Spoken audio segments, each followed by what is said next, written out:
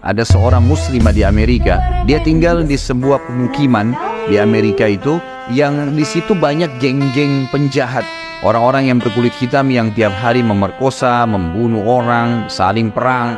Tapi dia nggak bisa apa-apa karena memang dia tinggal di wilayah situ bersama dengan orang tuanya.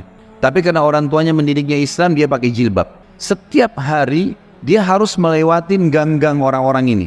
Jadi dia berusaha supaya tiba di rumah sebelum terbenam matahari. Karena kalau sudah malam, sudah gelap, udah kumpul tuh geng-geng semua di situ. Ringkas cerita adalah, cerita kisah nyatanya, muslimah ini pulang dari kampusnya agak malam pada satu hari. Sudah gelap, dia nggak punya pilihan, harus melewatin gang-gang yang penuh dengan orang-orang jahat ini. Dia bilang, saya waktu mau lewatin gang itu menuju ke apartemen saya, rumah susun orang tua saya, ada satu perempuan di depan saya, kelihatannya bukan muslimah, tidak tutup aurat, lagi lewat juga di gang situ. Tiba-tiba saya lihat dengan mata saya dikeroyokin oleh laki-laki itu. Dipegangin, ditarik dengan paksa, dimasukkan ke dalam sebuah tempat dan terdengar suara teriak-teriak, kemungkinan diperkosa. Dan mereka sudah punya tim, jadi yang narik ke dalam itu beberapa orang nanti diperkosa, yang lainnya berdiri di depan gang, seakan-akan tidak terjadi apa-apa.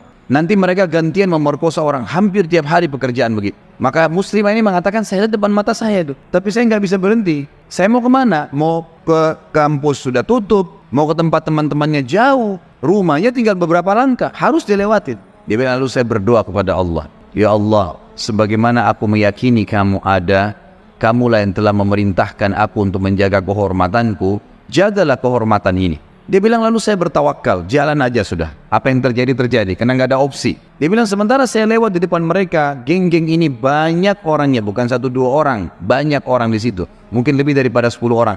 Tidak satu pun yang mengganggu saya. Nggak satu pun mengganggu saya. Dan waktu saya lewat, mereka pada buang muka.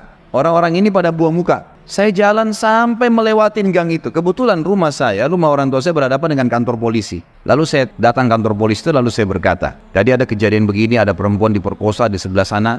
Polisi pun akhirnya menerima laporan tersebut, lalu memeriksa, kena dekat, betul terbukti ditangkap, masih ada perempuan tadi dan memang diperkosa.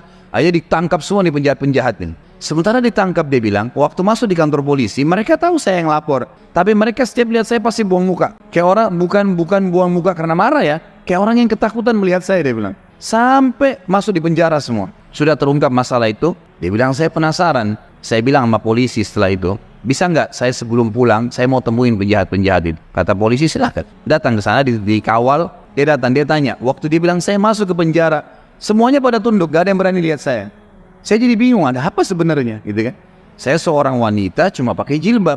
Ini penjahat-penjahat terkenal tiap hari perkosa orang, tiap hari bunuh orang, nggak ada yang ditakutin. Maka saya bertanya, saya mau tanya, saya yang melaporin kalian.